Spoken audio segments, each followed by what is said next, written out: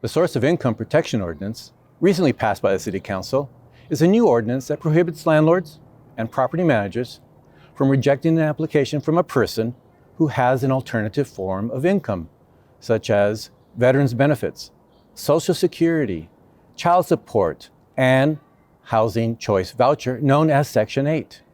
The housing choice voucher, known as Section 8, is a direct payment to the landlord or property manager for all or part of the tenant's rent.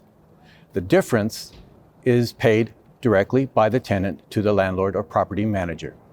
To help landlords, property managers, and tenants understand more about what the Source of Income Protection Ordinance does and does not do, here are some key points. Landlords and housing providers cannot state a preference for tenants with certain sources of income. Landlords and housing providers cannot refuse an application from a voucher holder, charge a higher deposit or rent, or treat a voucher holder differently than any other applicant. Housing providers cannot refuse or delay making repairs to apartments or homes because a tenant pays rent with a form of public housing assistance. Landlords and housing providers cannot refuse to enter or renew a lease because a tenant uses a Section 8 housing voucher or other housing subsidies. Landlords and housing providers cannot interrupt or terminate any tenancy because the tenant is using or plans to use a Section 8 voucher or other housing subsidy. If prospective tenants qualify in all other categories, you may not deny renting to them because they hold a voucher.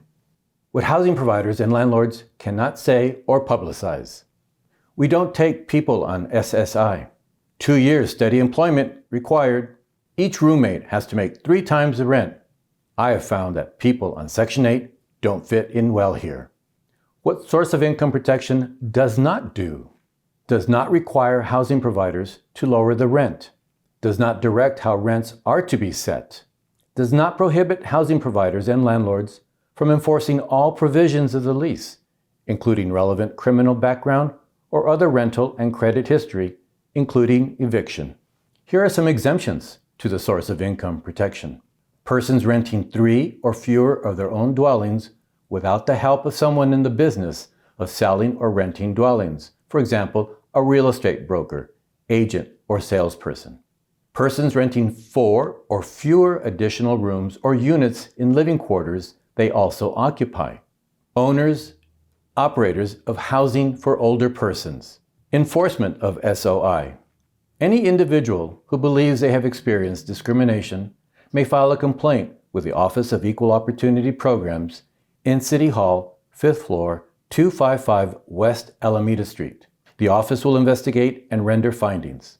The complaint must be filed within 180 days of the alleged discriminatory act. Telephone number is 520-791-4593. The Source of Income Protection Ordinance has been adopted by various cities and states across the country. Tucson is the first in Arizona to adopt this new ordinance. It is part of a 10-point plan called HASS, the Housing Affordable Strategy for Tucson, which the City Council adopted last year.